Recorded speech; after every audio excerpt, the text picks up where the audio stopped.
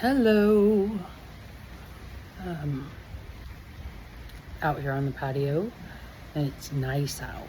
Like, it's not crazy hot, but I don't know if you can hear it in the background, the thunder, and there's a storm rolling in, and I wanted to share a personal story.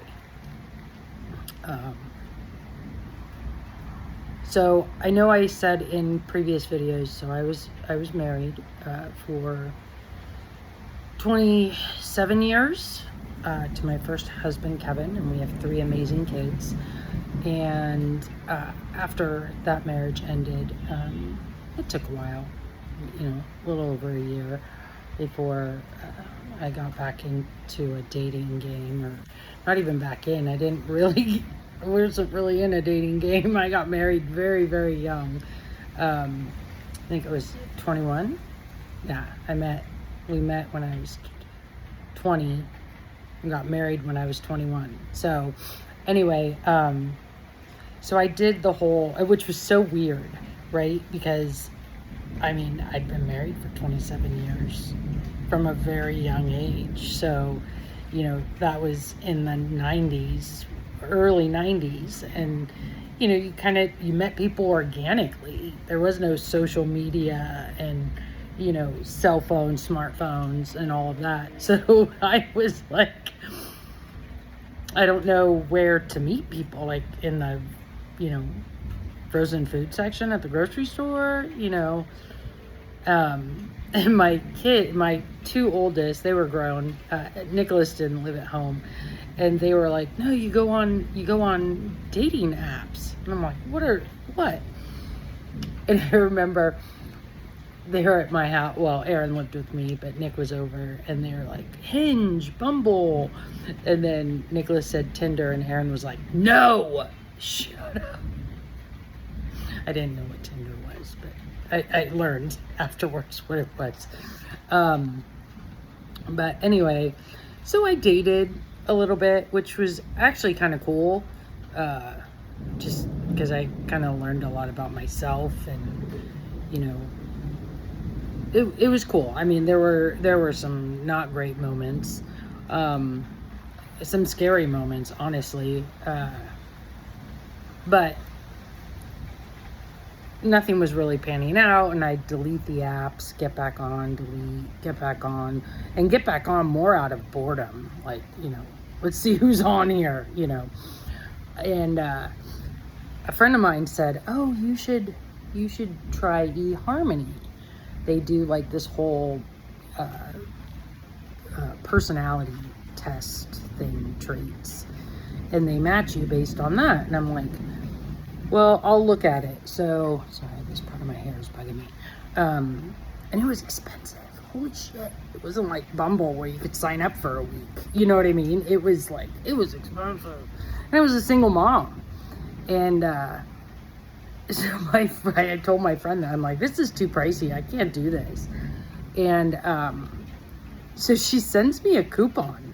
She had a fucking coupon. And so I'm like, fine, I'll try it. So I did like the 3-month. I think that was the shortest you could do. And, and then you get on these apps and you have to learn how to navigate them, right? And so I'm going through it and, trying to figure out the filters and, all this. And so I'm pretty sure I got it. And, I'm like, okay, somebody within 60 miles, right? Like that was my limit. And I kept coming across profiles of men who hadn't been on there for, I don't know, months. And I thought, oh, okay, they found their person, good for them. Or they got off the dating train. But, so I went in to change the filter, like one filter. I found it and it said, people have been on it in the last 7 days. And so I changed that one filter. And what I didn't realize, because I'm still fairly new to the app, is that negated the rest of my filters. So like my mile radius disappeared, but I didn't know it. And so so now I've got like this new menu. Sorry, it's kind of what it is, like window shopping, it's a menu. And I see John. And I'm like, wow, what a great looking guy. Oh my goodness. And I read his profile or his bio, and it made me laugh so hard because it was like tongue-in-cheek, self-deprecating. It was just really funny and sweet and endearing, and I really enjoyed it. And so he had questions on his profile. Excuse me. And he it was like, what's your favorite sushi or pizza, or, you know, are you mountains or ocean, you know, the kind of thing. So I replied, I answered, and I said, this is great, like, I love your profile, this is fabulous, you know, and here's my answers. And I think I told him like pizza was my kryptonite, and, you know, I like the mountains, but I'm a water baby, and, you know, that kind of, you know, short and sweet, but, you know, to the point. And so he messaged me back right away. Well, come to find out, he'd been on that eHarmony app or website, if I remember right, like 3 days, and I'd been on it for maybe 5 days. So so we, you know, started communicating a little bit back and forth. And then I realized, holy shit, when I really looked, like I was looking at his bio and I was looking at his photos and stuff, you know, because I'm window shopping. And that's when I realized that my mile radius no longer existed, because this dude was in fucking Illinois and I'm in Arizona. Like, what the fuck? And he says, and I go, oh my gosh, I just realized you're in Illinois. Ooh.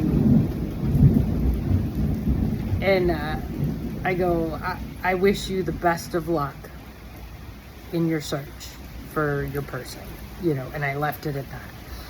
And he hits me back with, well, how close are you to Fountain Hills? And I'm like, how does this mofo in Illinois know about Fountain Hills, Arizona? Well, it turns out his parents live there, and both his sisters and their families. Crazy, right? So anyway, we talk. He asks me, like a gentleman, hey, can we talk on the phone? And I said yes. And so we talked all night. And then and this was a Saturday. And the next day, he texts me, because I'm on my way to work. And I worked at Home Depot at the time. And he says, what are your days off next week? And I'm thinking, oh, you know, he wants to talk all day. You know, by then, you know, during the week, I would take Matthew to school, and sure, I'll have time. That's what I'm thinking in my head. And he goes, I want to fly. And I'm like, oh, you know, Monday, Tuesday, which was, you know, the next 2 days. And he goes, I'd really like to fly out there and meet you in person. What? What? Excuse me? And I was like, and keep in mind, this guy, he didn't know my last name. He knew I lived in Arizona. And I think he knew the city I lived in. And that was it. And I said, we just started talking yesterday, and you want to fly out here? And he goes, yeah, I want to make sure you are not some dude named Bubba who lives in the basement of your parents' home. And we laughed about that. It was pretty funny. And so yeah, he came out here, stayed in a hotel. His first 4 visits. It was 4 or 5. I think it was 4. And then the 5th time he was able to stay at my house, and he still didn't know my last name or my address. And I think it was the fourth time. And obviously our families knew. And I was talking to my kids about it, but he didn't stay in my home. And then he was able to come at fourth visit during the day and meet my kids. They were okay with it. Like, everybody was involved, you know. And then he cooked for them. And they were immediately enamored. But for a year, that was 2020, and for a whole year, he flew to Arizona every 2 weeks and stayed for a week after he was fully vetted and was allowed to stay at my house. And my kids really liked him. So, yeah, that's how John and I met, and that's how we dated for a whole year. And there was one time I was able to fly and see him later, much later in the year, I believe.